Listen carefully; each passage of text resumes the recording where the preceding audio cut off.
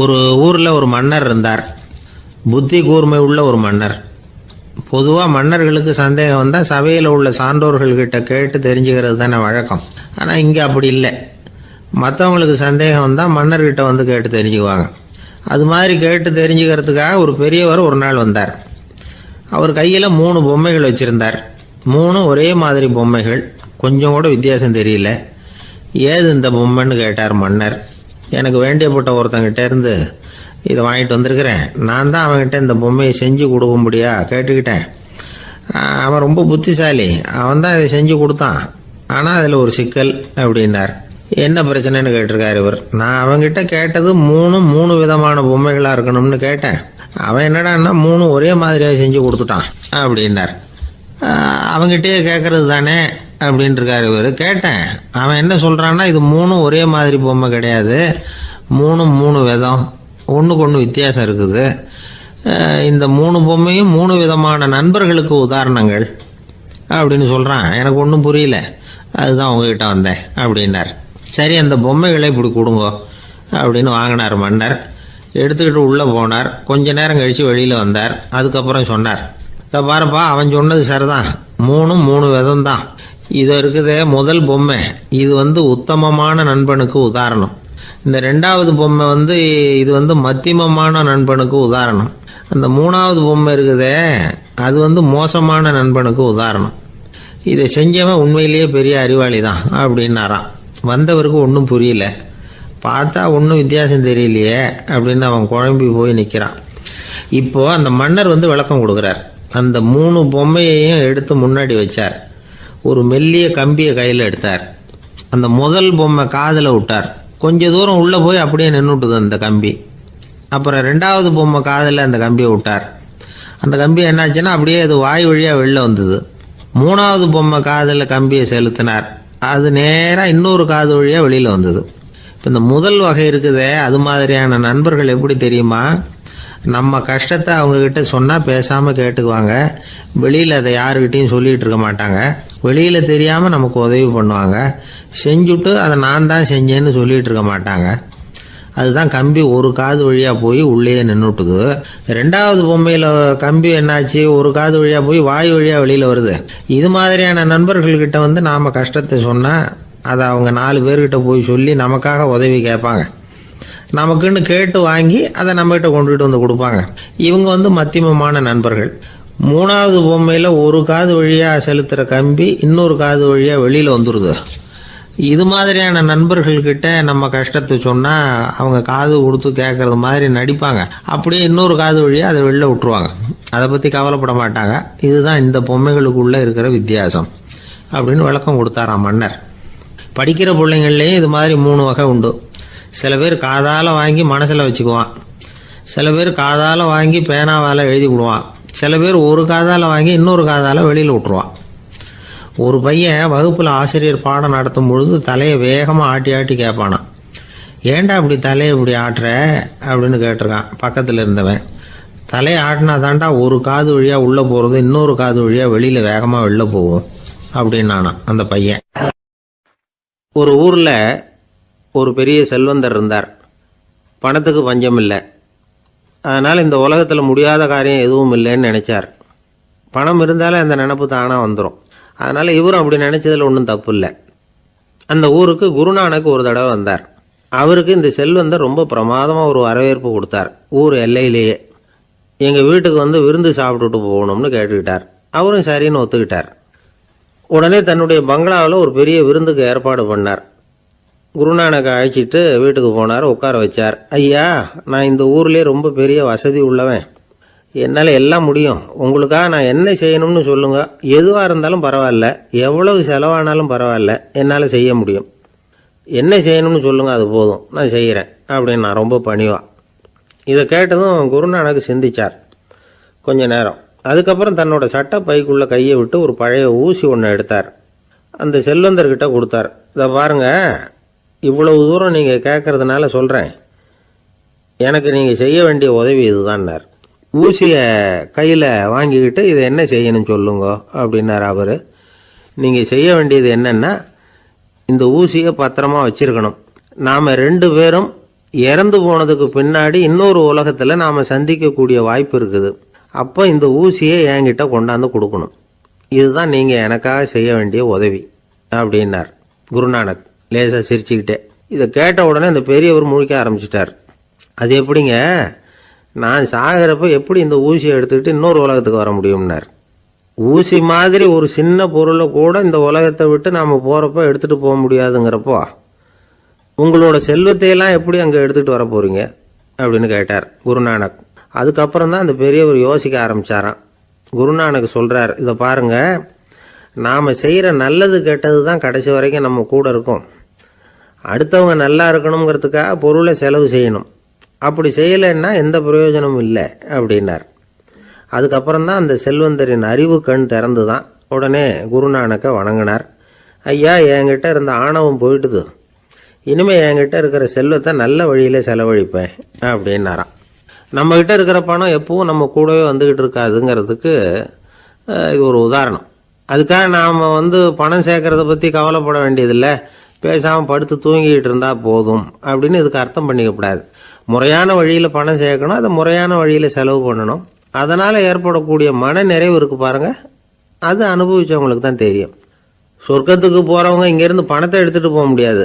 ஆனால் நம்ம செல்வத்தை இங்கே மற்றவங்களுக்கு பயன்பட செய்து அதனால் ஏற்படுற புண்ணியம் இருக்கு பாருங்க, அதை எடுத்துகிட்டு போக முடியுமா. இதுதான் ஆன்மீகவாதிகள்லாம் சொல்கிற கருத்து. ஜான் நியூட்டன் ஒருத்தர், அவர் சொன்னார், நான் எப்போவாவது சொர்க்கத்துக்கு போய் சேர்ந்தேன்னா அங்கே 3 அதிசயங்களை பார்ப்பேன்னார். என்னன்னு கேட்டாங்க. நான் யார் யார் இருக்க மாட்டாங்கன்னு நினச்சிக்கிட்டு இருந்தானோ அவங்களில் சில பேர் அங்கே இருப்பாங்க, அது ஒரு பெரிய அதிசயம்னார். சரி, அடுத்தது என்ன? 2வது அதிசயம் என்னன்னா, அங்கே இருப்பாங்கன்னு நான் எதிர்பார்த்த சில பேர் அங்கே இருக்க மாட்டாங்க அப்படின்னார். சரி, 3வது பெரிய ஆச்சரியம் என்ன அப்படின்னா, நான் அங்கே இருக்க பாருங்க, அதுதான் அந்த 3வது அதிசயம் அப்படின்னாராம். இருட்ட கண்டா பயம் உண்டாவதே அது ஏன்? இப்படி ஒரு கேள்வியை ஒரு பெரியவர்கிட்ட கேட்டாங்க. அதுக்கு அவர் பதில் சொல்றார், மனிதனுடைய ஆதிகால வாழ்க்கையில தொற்றி கொண்ட பயம் இது வேரூன்றி இருக்குது, இன்னமும் போகல. 50,000 வருஷங்களுக்கு முன்னாடி மனுஷன் குகைகள்ல வாழ்ந்தான். பகல்ல பயம் இருக்காது, ராத்திரியில மிருகங்கள் தாக்கும், கொல்லும், நிம்மதியா தூங்க கூட முடியாது.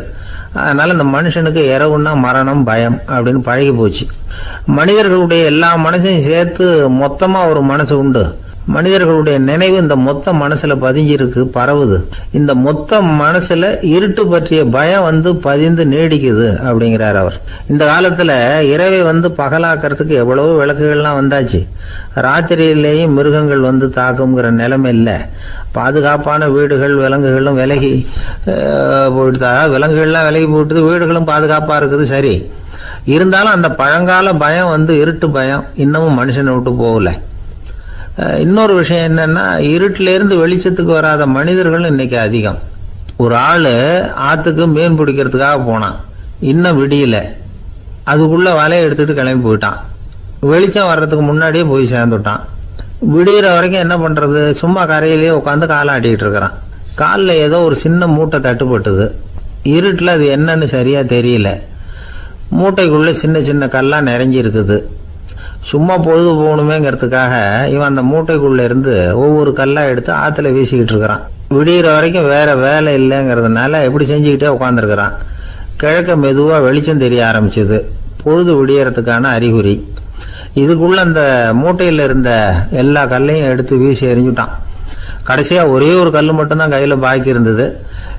வெளிச்சம் வந்ததும் அந்த கல்லை பார்த்தான், அப்படியே திகைச்சு போயிட்டான். அடடா, இது வரைக்கும் தெரியாம தப்பு பண்ணிட்டோமே அப்படின்னு நினைச்சான். ஏன் தெரியுமா, அவன் கையில இருந்தது வெறும் கல் இல்ல, விலை வசந்த ரத்தன கல். அது இருட்டுல என்னன்னு புரியாததுனால மூட்டையில இருந்த எல்லா ரத்தன கல்லையும் ஆத்துல வீசி எறிஞ்சிருக்கிறான். இப்போ அவனுக்கு அழுகையே வந்துடும் போல இருந்தது. வாழ்க்கையை வசதி ஆக்கிக்கிறதுக்கான வாய்ப்பு அவனுக்கு இருந்தது, இருந்தாலும் இருட்டுல அதை இழந்துட்டான். அந்த வகையில அவனுக்கு கொஞ்சம் அதிர்ஷ்டம் இருந்திருக்குது. அதாவது ஏதோ ஒரு வகையில இருந்திருக்குது. அதனாலதான் அந்த கடைசி கல்ல எரியறதுக்குள்ள வெளிச்சம் வந்துட்டுது. பல பேருக்கு அந்த அளவு கூட அதிர்ஷ்டம் வர்றது இல்லை. எல்லாத்தையும் வீசினதுக்கு அப்புறம் தான் வெளிச்சம் வரும்.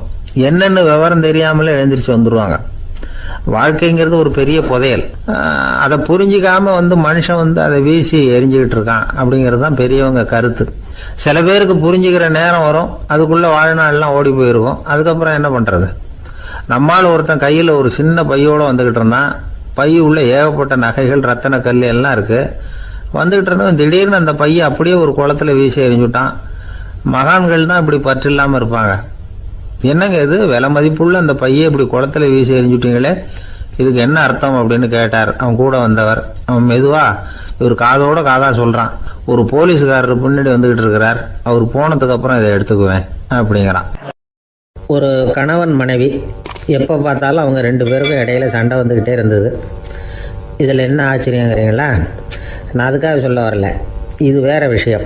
அதாவது சண்டை போடாமல் இருக்கிறதுக்கு வழி சொல்கிற தகவல் இது. நான் சொன்ன அந்த கணவன் மனைவி எப்படின்னா, கணவன் ஒரு வார்த்தை சொன்னால் மனைவி கிட்டேருந்து 2 வார்த்தை பதிலாக வரும். இதுக்கு கணவன்கிட்ட இருந்து 4 வார்த்தை பதிலாக வரும். இப்படி வார்த்தைகள் பெருகி போய் கடைசியில் வம்புல வந்து முடியும். அந்த அம்மா பொறுத்து பார்த்தாங்க, அவங்களால தாக்கு பிடிக்க முடியல. பக்கத்து வீட்லேயும் ஒரு கணவன் மனைவி இருந்தாங்க, அவங்களுக்குள்ள சண்டை வர்றதில்லை. அது எப்படி அவங்களால மட்டும் சண்டை போடாமல் இருக்க முடியுது அப்படின்னு இந்த அம்மாவுக்கு ஆச்சரியம். ஒரு நாள் நேராக பக்கத்து வீட்டு அம்மாக்கிட்டே போய், ஏம்மா நீங்கள் எப்படி கணவனும் மனைவியும் சண்டை போட்டுக்காமல் இருக்கிறீங்க, அது எப்படி முடியுது உங்களால் அப்படின்னு கேட்டாங்க. அதுக்குன்னு ஒரு மருந்து இருக்குது, அதை சாப்பிட்டா சண்டை வராது அப்படின்னாங்க அவங்க. சரிங்க, அந்த மருந்தை அவர் சாப்பிட மாட்டேன்னு சொல்லிட்டா என்ன பண்ணுறது அப்படின்னு கேட்டிருக்கிறாங்க இவங்க. அந்த மருந்து அவருக்கு இல்லைம்மா, உனக்கு தான் அப்படின்னாங்களாம் அவங்க. அப்படியா, அப்படின்னா கொடுங்க, ரொம்ப நல்லதாக போச்சு. அதை எப்படி சாப்பிட்றதுங்கிற விவரத்தையும் சொல்லுங்கள், எங்கே அது கிடைக்குங்கிறதையும் சொல்லுங்கள், வாங்கிக்கிறேன் அப்படின்னு கேட்டாங்களாம் இவங்க. வேறு எங்கேயும் போய் வாங்க வேண்டாம், என்கிட்டே இருக்க அந்த மருந்து அதில் கொஞ்சம் தர்றேன், வாங்கி வச்சுக்க. உன் வீட்டுக்காரர் உன்னோட சண்டையை ஆரம்பிக்கிறப்போலாம் நீ இந்த மருந்தில் 1 ounce வாயில் ஊற்றிக்கணும். அதை உடனே குடிச்சிடக்கூடாது, ஒரு 5 நிமிஷமாவது அது வாயில் இருக்கணும், அதுக்கப்புறம் குடிச்சிடலாம் அப்படின்னு சொல்லி ஒரு பாட்டில் மருந்தை இந்த அம்மாக்கிட்ட கொடுத்து அனுப்புனாங்களாம். மருந்தை எடுத்துக்கிட்டு இந்த அம்மா வீட்டுக்கு வந்திருக்கிறாங்க. வீடு பூட்டி இருந்ததுனால கணவன் வந்து வாசல்லையே காத்துக்கிட்டு இருக்கிறான். மனைவியை கண்டதும் சண்டை போட ஆரம்பிச்சிட்டான். வீட்டை பூட்டி விட்டு எங்கே போய் தொலைஞ்ச, எவ்வளோ நேரமாக ஒரு மனுஷன் வாசல்லையே காத்துட்டு கிடக்கிறது அப்படி இப்படின்னு கத்த ஆரம்பிச்சிட்டான். மனைவி இதுக்கு பதிலே சொல்லலை. அந்த அம்மா பேசாமல் வீட்டை திறந்தாங்க, சமையல் அறைக்குள்ளே போனாங்க, 1 ounce மருந்தை வாயில் ஊற்றிக்கிட்டாங்க. அன்னைக்கு சண்டை வந்து மேற்கொண்டு வளரவே இல்லை, நின்றுட்டுது. மருந்து பரவாயில்லை. அதுக்கப்புறம் பல சந்தர்ப்பங்களில் சண்டை வரும் போல் இருக்கிற போலாம் இந்த மருந்து அதை நிறுத்தியிருக்கு. பிரமாதமான மருந்தாக இருக்குது இதை கொஞ்சம் அதிகமாகவே வாங்கி வீட்டில் வச்சுக்க வேண்டியது தான் அப்படின்னு முடிவு பண்ணிட்டு இந்த அம்மா மறுபடியும் பக்கத்து வீட்டு அம்மாக்கிட்ட போனாங்க. எவ்வளவு விலையானாலும் சரி, நான் காசு கொடுத்து வாங்கி வச்சுக்கிறேன், எந்த கடையில் இருக்குது இந்த மருந்து சொல்லுங்க அப்படின்னு கேட்டாங்க. இந்த மருந்துக்கு விலையே கிடையாதுங்க, இலவசமாகவே கிடைக்கும்னாங்களாம் அவங்க. அது எப்படி விலையில்லாமல் இதை விற்க முடியுது அப்படின்னு கேட்டாங்களாம் இவங்க. அது மருந்தாக இருந்தால் தானே விலை வைக்கிறதுக்கு, அது வெறும் தண்ணி தானே அப்படின்னாங்களாம். வெறும் தண்ணியாக சண்டையை நிறுத்துது அப்படின்ட்டு இருக்காங்க இவங்க. அது சண்டையை நிறுத்தலை, உன்னோட மௌனம் தான் சண்டையை நிறுத்துது. நீ வாயில் தண்ணியை வச்சுக்கிறதுனால எதிர்த்து பேசுறதில்ல, அதனால் உன்னுடைய கணவர் கோபம் வந்து சாந்தமாயிடுது அப்படின்னாங்களாம் அவங்க. இந்த கதையிலேருந்து சண்டையை நிறுத்துற மருந்து எதுன்னு தெரிஞ்சுக்கிட்டோம் இல்லையா? ஒருத்தர் என்ன பண்ணார், பாட்டிலில் வந்து தண்ணியை ஊற்றி வச்சுக்கிட்டு அவர்கிட்ட வர்றவங்களுக்கெல்லாம் இதை சிபாரிசு பண்ணலாம்னு நினச்சிக்கிட்டு உட்காந்துருந்தார். ஒரு அம்மா வந்தாங்க. இதை கேட்டுவிட்டு இதையே ஒரு மருந்து மாதிரி கொடுக்கலாம்ங்கிறது அவர் முடிவு. அதனால் பாட்டிலில் தண்ணி அடித்து வச்சுக்கிட்டு அதில் கலருக்காக என்னத்தையோ ஒரு ஜீரகம் அது மாதிரி எதையாவது கலந்து வச்சுக்கிட்டு ஒரு மருந்து மாதிரி ஒரு பாவனையில் வச்சுக்கிட்டு உட்காந்துருக்காரு. யாராவது வீட்டில் சண்டைன்னா என்கிட்ட வாங்க மருந்து தரேன்னு. ஒரு அம்மா வந்தாங்க, எனக்கும் என் வீட்டுக்காரருக்கும் அடிக்கடி சண்டை வருதுங்க அப்படின்ட்டு இருக்காங்க. கவலைப்படாதம்மா, நான் ஒரு மருந்து தரேன்னு சொல்லி வீட்டுக்குள்ளே போய் ஒரு பாட்டில் எடுத்து வந்து கொடுத்தாரு. பாட்டிலில் இருக்கிறது என்னங்கிறத சொல்லிவிட்டா அது பேரில் மரியாதை வராது இல்லையா, அதனால் சொல்லலை. அந்த அம்மா வாங்கிட்டு போனாங்க. 4 நாள் கழித்து திரும்பி வந்தாங்க. என்னம்மா வீட்டில் சண்டை நின்று போச்சான்னு கேட்டிருக்காரு இவர். அங்கே நின்று போச்சுங்க, இப்போ உங்ககிட்ட ஆரம்பமாக போகுதுன்னாங்களாம். என்னம்மா அப்படின்ட்டுருக்காரு அவர் பயந்து போய். இப்போ என்னங்க நீங்கள் என்ன மருந்து கொடுத்துருக்குறீங்க என்னங்க அப்படின்னாங்களாம் கோபமாக. அது வெறும் தண்ணி தானே அப்படின்ட்டுருக்காரு இவர். தண்ணியாக இது நல்லா பாருங்கள் அப்படின்னு அந்த பாட்டில் நீட்டினாங்களாம். இவர் வாங்கி பார்த்துருக்காரு. அப்புறம் தான் விஷயம் புரியுது அவருக்கு. இவர் கை தவறுதலாக அவங்க வீட்டில் இருந்த மண்ணெண்ணெய் பாட்டில் எடுத்து அவர்கிட்ட கொடுத்துருக்குறாங்க. அப்புறம் என்ன ஆகும், சண்டை வராமல். இந்த உலகத்தில் நாம் நல்லபடியாக இருக்கணும்னா அதுக்கு முக்கியமாக தேவைப்படுறது ரெண்டு. ஒன்று செல்வம், இன்னொன்று அறிவு. சரி, இது ரெண்டில் சிறந்தது எது அப்படின்னு ஒரு கேள்வி கேட்டால் என்ன பதில் சொல்கிறது? இதே கேள்வியை ஹஸ்ரத் அலி அவர்கள்கிட்ட கேட்டாங்களாம். அவர் ஒரு பெரிய அறிஞர். கேள்வி கேட்டவங்களும் சாதாரண ஆட்கள் இல்லை, இவங்களும் அறிஞர்கள். ஒரு நாள் ஹஸ்ரத் அலி அவர்கள்கிட்ட 10 அறிஞர்கள் வந்தாங்களாம். ஐயா, நாங்கள் 10 பேரும் உங்ககிட்ட ஒரே கேள்வியை தான் கேட்க வந்திருக்கிறோம், ஆனால் எங்கள் 10 பேருக்கும் நீங்கள் தனித்தனியாக பதில் சொல்ல முடியுமா அப்படின்னு கேட்டிருக்காங்க. அதாவது அவங்க ஒரே கேள்விக்கு இவர்கிட்ட இருந்து 10 விதமான பதில் எதிர்பார்க்குறாங்க. சரி கேளுங்க, என்ன கேள்வி அப்படின்னார் அவர். அப்போ தான் அவங்க கேட்டாங்களாம், செல்வம் அறிவு இது ரெண்டில் சிறந்தது எது? இதுதான் கேள்வி. ஹஸ்ரத் அலி என்ன பண்ணார் தெரியுமா? அவங்கள ஒவ்வொருத்தராக கூப்பிட்டார், ஒவ்வொரு விதமான பதிலை சொல்லி அனுப்புனார். முதல்ல ஒருத்தரை கூப்பிட்டார், சொன்னார், அறிவுங்கிறது தீர்க்கதரிசிகள், ஞானிகள், மகான்கள் இவங்களோட பரம்பரை சொத்து. ஆனால் செல்வம்ங்கிறது கொடுங்கோலரின் ஆயுதம், அதனால் அறிவு தான் சிறந்தது அப்படின்னார். ரெண்டாவது ஆளை கூப்பிட்டார், உங்ககிட்ட செல்வம் இருந்தால் நீங்கள் தான் அதை காப்பாற்றணும், ஆனால் அறிவு உங்களை எப்பவும் காப்பாற்றும், ஆகவே அறிவு தான் சிறந்தது அப்படின்னார். மூணாவது ஆளை கூப்பிட்டார், செல்வந்தனுக்கு எப்போதும் விரோதிகள் அதிகம், ஆனால் அறிஞனுக்கு நண்பர்கள் அதிகம், அதனால் அறிவு தான் சிறந்ததுன்னார். அடுத்தவரை கூப்பிட்டார், செல்வம் அடுத்தவங்களுக்கு கொடுக்க கொடுக்க குறையும், ஆனால் கல்விங்கிறது அதிகரிச்சுக்கிட்டே வரும், கொடுக்கறதுனால குறையாது, அதனால் அறிவு தான் சிறந்ததுன்னார். இன்னொருத்தரை கூப்பிட்டார், அறிவுள்ளவன் எப்பவும் அதை அடுத்தவங்களுக்கு வாரி வழங்கிக்கிட்டே இருப்பான், அதனால் அவங்ககிட்ட தாராளத்தன்மை இருக்கும், ஆனால் செல்வந்தன்கிட்ட கஞ்சத்தனம் தான் இருக்கும், அதனால் அறிவு தான் சிறந்ததுன்னார். ஆறாவது நபரை கூப்பிட்டார், செல்வத்தை கள்வர்கள் திருடிட்டு போக முடியும், ஆனால் அறிவை அப்படி திருடிட்டு போக முடியாது அப்படின்னார்.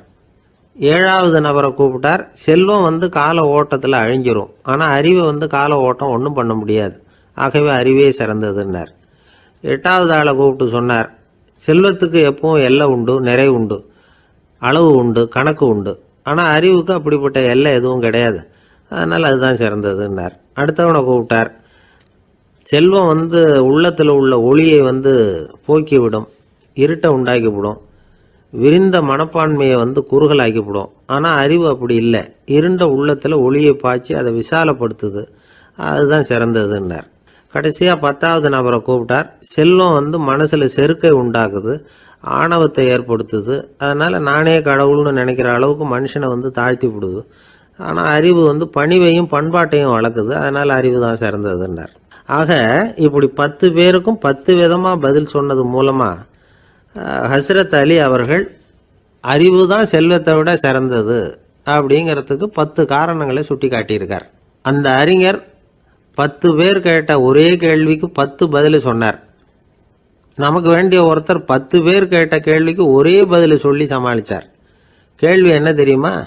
என்கிட்ட வாங்கின கடனை எப்போயா திருப்பி கொடுக்க போகிற? இதுதான் அந்த 10 பேரும் கேட்ட ஒரே கேள்வி. இந்த மாதம் 26ஆம் தேதி தந்துடுறேன் அப்படிங்கிற ஒரே பதில் சொல்லி அவ்வளவு பேரையும் இவர் அனுப்பி வச்சுட்டாராம். எல்லாரும் போனதுக்கப்புறம் இவரை தனியாக கூப்பிட்டு கேட்டிருக்கிறாங்க, அது என்ன சார் கணக்கு, 26ஆம் தேதி அன்னைக்கு என்ன அதிசயம் நடக்க போகுது அப்படின்னு கேட்டிருக்காங்க. அதிசயம் அன்னைக்கு இல்லை, அதுக்கு நாளே நடக்க போகுதுன்னாராம். விவரமாக சொல்லுங்கன்னு இருக்காங்க. வேற ஒன்றும் இல்லைங்க, 26ஆம் தேதி தானே எல்லாரையும் வர சொல்லியிருக்கிறேன், அதுக்கு நாளே நான் புறப்பட்டு தலைமறைவாயிட போகிறேன் அப்படின்னாராம் ரொம்ப பெருமையாக. ஒரு மாணவனை பார்த்தேன், என்ன தம்பி படிப்புலாம் எப்படி இருக்குது அப்படின்னு விசாரித்தேன். அவன் ரொம்ப அழுத்துக்கிட்டான். நான் நல்லா தான் சார் படிக்கிறேன், இருந்தாலும் புத்தியில் சரியாக ஏற மாட்டேங்குது சார் அப்படின்னா. சரி, இவனும் நம்ம ரகம்தான் அப்படின்னு சொல்லி முடிவு பண்ணிட்டோம். கல்வி கற்கக்கூடிய ஒரு மாணவன் சம்பந்தப்படுற புத்திகள் பல வகை. அதை பற்றி ஒரு பெரியவர் விளக்கி இருக்கிறார். மிருத்து புத்தின்னு ஒன்று இருக்குதான். மிருத்துன்னா மண். மண்ணால் செவுறு கட்டுறோம்ல, மண் சுவரில் ஆணி அடிக்கிறதும் சுலபம், அதை பிடுங்கி எடுக்கிறதும் சுலபம். அது மாதிரி சில பேர் குரு சொல்லி கொடுக்குறத சுலபமாக கேட்டு தெரிஞ்சு வச்சுக்குவாங்க, கொஞ்ச நேரத்தில் சுலபமாக மறந்தும் போயிடுவாங்க. இது மிருத்து புத்தின்னு பேர், மண் புத்தி. தாரு புத்தின்னு ஒன்று உண்டான். தாருன்னா மரம். அதில் பச்சை மரத்தில் ஆணி அடிக்கிறது சுலபம், ஆனால் அதை எடுக்கிறது கஷ்டம். அது மாதிரி ஆசிரியர்கிட்ட இருந்து கேட்டதை கவனமாக மனசில் பதிய வச்சுக்கிட்டு அதை மறக்காமல் இருக்கிறது தாரு புத்தி. பட்டை மரமாக இருந்தால் அதில் ஆணி அடிக்கிறதும் கஷ்டம், அடிக்கிற ஆணியும் சீக்கிரம் நழுவிடும். அது மாதிரி கேட்குற விஷயம் மனசில் பதியறதும் கஷ்டம். அப்படியே பதிஞ்சாலும் அது நீடிச்சு இருக்கிறதும் கஷ்டம், கொஞ்ச காலத்தில் மறந்துடும். இன்னொரு வகை புத்தி ஒன்று உண்டு, அதுக்கு பேர் சிலா புத்தின்னு பேர். சிலான்னா கல். ஒரு கருங்கல்லில் 4 துளையை போட்டு ஒரு துளையில் உளியை வச்சு அடித்தா மற்ற துளை வழியாகவும் பிளந்து கல் 2 ஆகிடும். அது மாதிரி சந்தியான இடங்களில் குறிப்பாக ஒரு பொருளை சொன்னால் அதை வச்சுக்கிட்டு மற்றதையும் தெரிஞ்சுக்கிறது, அது சிலா புத்தின்னு பேர். வேணு புத்தின்னா என்ன தெரியுமா? வேணுன்னா மூங்கில் கணுவில் ஒரு பக்கம் உளியை வச்சு அடித்தா 2 பக்கமும் பிளந்துடும்.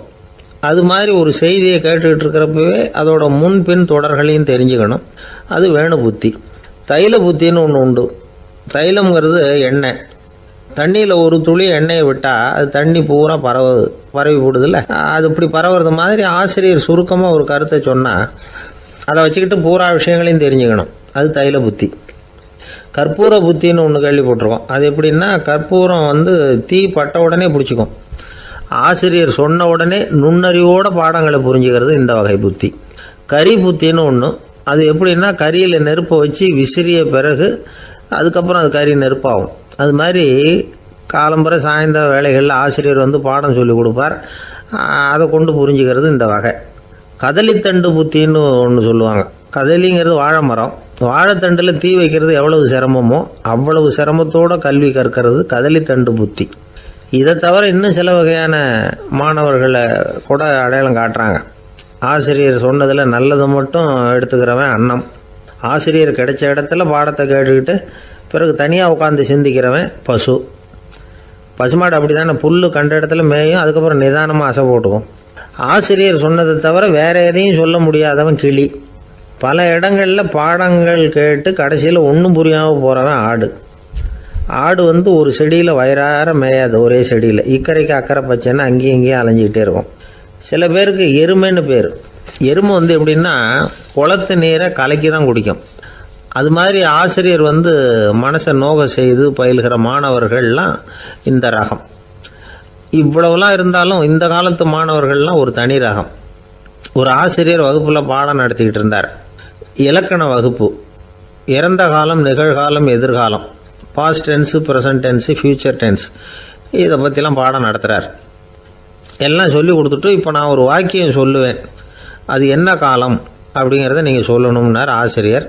சரி, நாங்கள் மாணவர்கள்லாம், நான் நாளைக்கும் பாடம் நடத்த போகிறேன், இது என்ன காலம் அப்படின்னு கேட்டார் ஆசிரியர். அதாவது நான் நாளைக்கும் பாடம் நடத்த போகிறேன், இந்த வாக்கியம் என்ன காலம்னு கேட்டார். ஒரு பையன் மெதுவாக எழுந்திரிச்சு சொன்னான், இது எங்கள் போதாத காலம் சார் அப்படின்னு சொல்லிவிட்டு உட்காந்துட்டானா. 2 பேர் சுவாரஸ்யமாக பேசிகிட்டு இருக்கிறப்போ குறுக்க புகுந்து தொந்தரவு பண்ணுறதுக்குன்னே சில பேர் இருப்பாங்க. அது ரொம்ப இடைஞ்சலாக இருக்கும். இதே மாதிரி மின்காந்தம் கூட குறுக்க புகுந்து தொந்தரவு பண்ணும். கடைசியில் அது ஒரு பெரிய இடைஞ்சலில் கொண்டாந்து விட்டுரும். சில வீடுகளில் கேபிள் கனெக்ஷன் இல்லாமல் சில தனியார் டிவி காட்சிகள் தெரியும். அதுக்கு என்ன காரணம்னா இந்த மின்காந்த குறுக்கீடு தான் காரணம். இதைத்தான் சுருக்கமாக இஎம்ஐ அப்படின்னு சொல்கிறாங்க. அதாவது எலக்ட்ரோ மேக்னெட்டிக் இன்டர்ஃபியரன்ஸ். இது ஏற்படக்கூடிய இடங்கள் எது எதுன்னு எடுத்துக்கிட்டா அது ஒரு பெரிய பட்டியலாகவே போயிடும். இந்த இஎம்ஐ தொந்தரவு கேபிள் டிவியில் மட்டும்தான் இல்லை, ராக்கெட் ஏவுதளத்தில் உள்ள ரேடார்கள், அங்கே உள்ள சில சக்தி வாய்ந்த தொலைத்தொடர்பு சாதனங்கள், விமான தளங்களில் உள்ள ரேடார்கள், கப்பல் தளங்களில் பொருத்தப்பட்டிருக்கக்கூடிய சக்தி வாய்ந்த ஆண்டனாக்கள், இப்படி நிறைய சொல்லலாம். காவல் நிலையங்களில் பயன்படுத்தப்படுகிற வயர்லெஸ் தொடர்பு சாதனங்கள் கூட ஓரளவுக்கு இந்த மின்காந்த அலைகளை வெளியிடும். நம்ம வீட்டில் உட்காந்துக்கிட்டு ரேடியோ கேட்டுக்கிட்டு இருப்போம் அல்லது டிவி பார்த்துக்கிட்டு இருப்போம். அந்த சமயத்தில் பக்கத்து தெருவில் ஒரு மோட்டார் சைக்கிள் அல்லது காரு, குறிப்பாக பெட்ரோல் இன்ஜின், அது போகிறப்போ அதில் உள்ள மின்கலத்தில் அதாவது மேக்னட்டோ பேட்டரியிலிருந்து வெளிப்படுகிற மின்காந்த அலை இங்கே டிவியிலையும் ரேடியோவிலையும் கரகரப்பை உண்டு பண்ணும். சரி, இது பெருசாக என்ன இடைஞ்சலை உண்டு பண்ணிட போகுது அப்படின்னு நாம் அலட்சியமாக நினைக்கலாம். வயசானவங்களுக்கு மறதி நோயின்னு ஒன்று வரும்ல, அல்ஷமீர், அதாவது மூளையில் உள்ள செல்கள் வந்து செயலிழந்து போயிடுறது. அது செய்ய வேண்டிய வேலையை மறந்துடும். மனைவியே எதிரில் வந்து நின்னா கூட உன்னை எங்கேயோ பார்த்தது மாதிரி தெரியுதே அப்படின்னு சொல்லிட்டு இருப்பாங்க. அப்படி ஒரு மறதி. இந்த விசித்திரமான நோய்க்கு இதுவரைக்கும் மருந்தே இல்லைன்னு வேற சொல்றாங்க.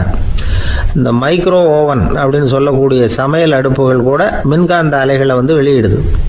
சமயத்தில் சில தொழிற்சாலைகளில் கூட பெரிய விபத்துக்களை இந்த இஎம்ஐ உண்டு பண்ணிவிடும்.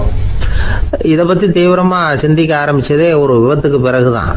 அமெரிக்காவுக்கும் வியட்நாமுக்கும் இடையில போர் நடந்தது. அந்த சமயம் அமெரிக்காவுக்கு சொந்தமான விமானம் தாங்கி கப்பல் ஒன்று வியட்நாமை தாக்கிறதுக்கு தயாராக ஏவுகணைகளோட கடலில் நிறுத்தி வைக்கப்பட்டிருந்தது. தற்செயலாக அந்த பகுதியில் கப்பல் தொலைத்தொடர்பு பகுதிக்கு அருகில் ஊடுருவிய இந்த சக்தி வாய்ந்த ரேடியோ அலைகள் ஏவுகணையில் இருந்த மின்னணு சர்க்கியூட்டை பூர்த்தி செஞ்சு வச்சுட்டுது. அவ்வளவுதான், ஏவுகணை அங்கேயே வெடிச்சு சிதறி போச்சு. 130 பேர் அந்த இடத்துலயே உடல் கருகி செத்து போட்டாங்க. ஏகப்பட்ட பொருள்கள் நாசம். இந்த விபத்துக்கான காரணம் என்னங்கிறத உடனடியாக யாராலையும் கண்டுபிடிக்க முடியல. ரொம்பவும் கடுமையாக முயற்சி பண்ணி கடைசியாக கண்டுபிடிச்சாங்க, இது வந்து இந்த இஎம்ஐ வேலை தான் அப்படின்னு. மின்னணு தொலைபேசிகள் இருக்கு. இதில் பேசும்பொழுது நம்ம காதை வந்து, அதாவது செவியை வந்து ஊடுருவக்கூடிய மின்காந்த அலையானது மூளைக்கு போய் அங்கே மூளை கட்டிகளை உருவாக்க ஊக்கம் கொடுக்குது அப்படின்னு வேற கண்டுபிடிச்சிருக்கிறாங்க. இந்த இஎம்ஐ ரொம்ப குறைஞ்ச மின்காந்த அழுத்தத்தில் நமக்கு எந்த பாதிப்பையும் ஏற்படுத்துறதில்லை. மின்காந்த அலைகள் அழுத்தத்தோடு இருக்கிற இடங்களில் ரொம்ப நேரம் இருந்தோம்னா நம்ம உடம்பின் வெப்பநிலை 2 டிகிரி செல்சியஸ் வரைக்கும் அதிகரிக்குதாம். அதனால் வெப்பநிலையை வந்து சீராக்கிறதுக்கு இதய துடிப்பும் வந்து அதிகரிக்குது. இப்படிலாம் கண்டுபிடிச்சிருக்கிறாங்க. இப்போல்லாம் இந்த மின்காந்த குறுக்கீடுகளை தடுக்கிறது எப்படி அப்படின்னு விஞ்ஞானிகள் யோசனை செய்ய ஆரம்பிச்சிருக்கிறாங்க. இந்த விஷயத்தில் அலட்சியமாக இருந்தோம்னா எதிர்காலத்தில் நிறைய பேருக்கு இந்த ஞாபக மறதி நோய் வந்துடும். அப்புறம் அது ரொம்ப கஷ்டமாக போயிடும். ஒரு குடும்ப தலைவர் தன் மனைவியை பார்த்து, யார் நீ, உன்னை எங்கேயோ பார்த்தது மாதிரி இருக்குதே அப்படின்னு சொல்லிக்கிட்டு இருந்தார். உடனடியாக அவரை போய் பார்த்தேன். வாங்க டாக்டர்கிட்ட போகலாம் அப்படின்னு. அவர் என்னை தனியாக அழைச்சிட்டு போய் காதோட காதாக மெதுவாக சொல்கிறார், இதை பாருப்பா, என் கையில் பணம் இல்லாத போகலாம் அப்படி மறதி நோய் வந்துட்டது மாதிரி நடிச்சுக்கிட்டு இருப்பேன், அவ்வளவுதான், அதை நீ கண்டுக்காத அப்படின்னார். லோகமானிய பாலகங்காதர திலகர் இருந்தார்ல, அவருக்கு 15 வயசுலேயே கல்யாணம் நடந்துதான். மனைவி பேர் தபிபாய். ரொம்ப பெரிய குடும்பத்து பொண்ணு, நல்ல குணம். அவங்க குடும்பம் நடத்திக்கிட்டு இருக்கிறாங்க. அந்த காலத்தில் திருடர்கள் பயம் அதிகம். இந்த காலத்தில் மட்டும் என்னன்னு கேட்குறீங்களா? நீங்கள் கேட்குறது நியாயம்தான். இருந்தாலும் இந்த காலத்து திருடனுக்கும் அந்த காலத்து திருடனுக்கும் ஒரு முக்கியமான வித்தியாசம் உண்டு. அதாவது அந்த காலத்து திருடன்லாம் நியாயம் அநியாயம் பார்க்கறது உண்டு, இந்த காலத்தில் அப்படி பார்க்கறது இல்லை. அந்த காலத்தில் திருட வர்றவங்கள்ட்ட கூட ஒரு தார்மீக உணர்வு உண்டாம். அதாவது அப்போ உள்ள கொள்ளைக்காரங்க எதை களவாடினாலும் சரி, அரிசியை மட்டும் களவாடுறது இல்லையா, அப்படி ஒரு கொள்கை. அதனால பாருங்க, அந்த காலத்து பெண்கள் வந்து நகை நட்டுகளை பத்திரமா வைக்கணும்னா பெட்டியில் வைக்கிறது இல்லை, அரிசி பானையில் போட்டு வச்சு விடுறது.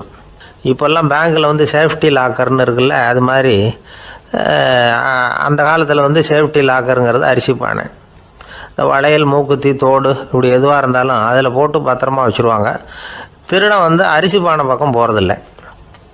ஏன்னா சாப்பிட்ற விஷயத்தில் கை வைக்கக்கூடாது, அது பாவம் அப்படின்னு அவன் நினைக்கிறான். திலகரோட மனைவி தபிபாயும் அதே மாதிரி தன்னுடைய ஆபரணங்களை ஒரு அரிசி பானைக்குள்ளே போட்டு மூடி வச்சுருந்தாங்களாம். இப்படி இருந்தப்போ ஒரு நாள் ஒரு பிச்சைக்கார பொண்ணு வீடு வீடாக பிச்சை கேட்டுக்கிட்டே வந்திருக்குது.